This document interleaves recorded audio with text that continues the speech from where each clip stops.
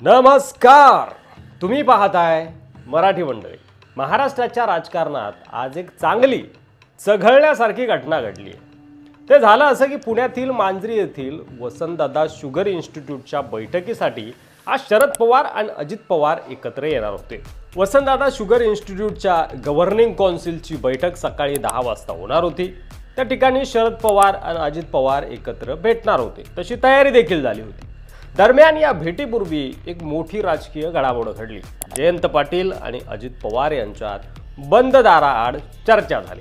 30 मिनिटांपेक्षा जास्त वेळ ही चर्चा सुरू होती आणि तेवढ्यात शरद पवार आले आणि नेमकं काय घडलं ते सविस्तर बघणार आहोत। तत्पूर्वी तुम्हाला कल्पना आहेच की जयंत पाटील यांच्या संदर्भात गेल्या काही दिवसांपासून चर्चा सुरू आहे की ते अजित पवार गटामध्ये येणार आहेत, परंतु या चर्चांना जयंत पाटील यांनी अफवा असल्याचं म्हटलं होतं।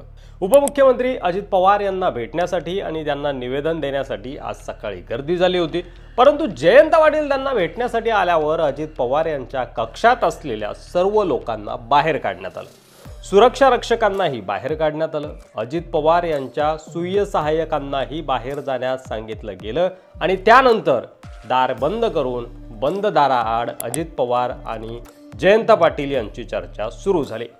जयंत पाटील यांच्या बंद दाराआड झालेल्या चर्चेनंतर शरद पवार यांची प्रतिक्रिया काय असणार याकडे सर्वांचं खरं तर लक्ष लागून होतं। तेवढ्यात तिथं शरद पवार आले। वसंतदादा शुगर इन्स्टिट्यूटच्या नियामक मंडळाची बैठक शरद पवार यांच्या अध्यक्षतेखाली होती आणि त्यामुळे तिथे शरद पवार आले। या नियामक मंडळावर अजित पवार, दिलीप वळसे पाटील, जयंत पाटील, हर्षवर्धन पाटील यांच्यासह अनेक नेते मंडळी संचालक म्हणून काम पाहत आहेत आणि त्याचीच आज बैठक होती। बंद दाराआड चर्चा आणि या सर्व घडामोडी दरम्यान शरद पवार हे बैठकीच्या ठिकाणी 9:40 पोहोचले। त्यानंतर शरद पवार हे दिलीप वळसे पाटील यांच्याकडे पाहत म्हणाले, लवकर आलात का? त्यावर दिलीप वळसे पाटील, हो साहेब, असं त्यांनी उत्तर दिलं। त्यानंतर शरद पवार हे दिलीप वळसे पाटील यांच्यासोबत काही अंतर पुढे चालत गेल्यावर अजित पवार हे उपाध्यक्षांच्या कॅबिनमध्ये बसलेले होते, तिथं शरद पवार पोहोचले।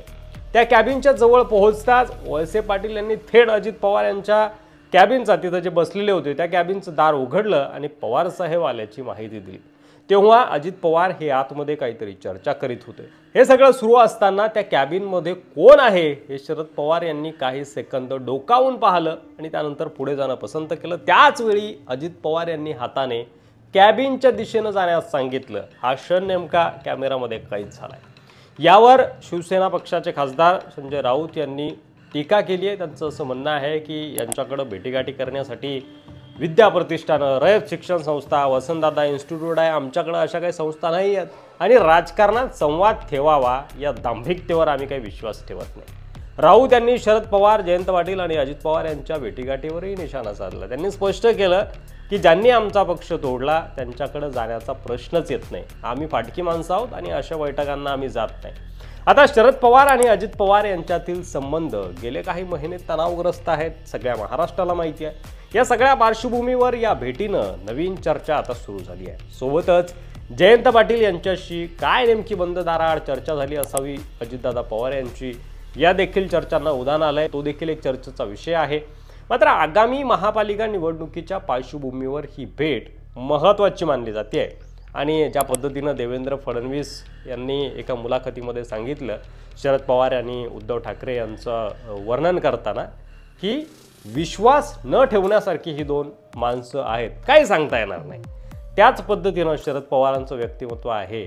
शरद पवार महापालिकेला अजित पवार गटासोबत छुपी युती देखील करू शकतात। शरद पवारांचा तसा काही नेम नाही, कारण सत्तेत जाण्यासाठी भूतकाळामध्ये पवार साहेबांनी काय काय केलं हे वेगळं सांगण्याची गरज नाही। आता या भेटीवर, या सगळ्या घटनाक्रमावर नेमकं तुम्हाला काय वाटतंय? ही बैठक नेमकी कशासाठी झाली असावी? बंद दाराआड काय चर्चा झाली असावी जयंत पाटील आणि अजित पवार यांच्यामध्ये? आणि शरद पवार येत्या काळामध्ये काही वेगळा निर्णय घेऊ शकतात का? तुम्हाला काय वाटतंय? तुमचं मत कमेंट बॉक्समध्ये लिहायला विसरू नका। व्हिडिओ जर आवडला असेल तर जास्तीत जास्त शेअर करा आणि मराठी मंडळी या आपल्या चॅनलवर तुम्ही नवीन असाल तर सबस्क्राईब करायला देखील अजिबात विसरू नका। पुन्हा भेटू पुढच्या व्हिडिओमध्ये, तोपर्यंत रजा घेतो। धन्यवाद। जय महाराष्ट्र।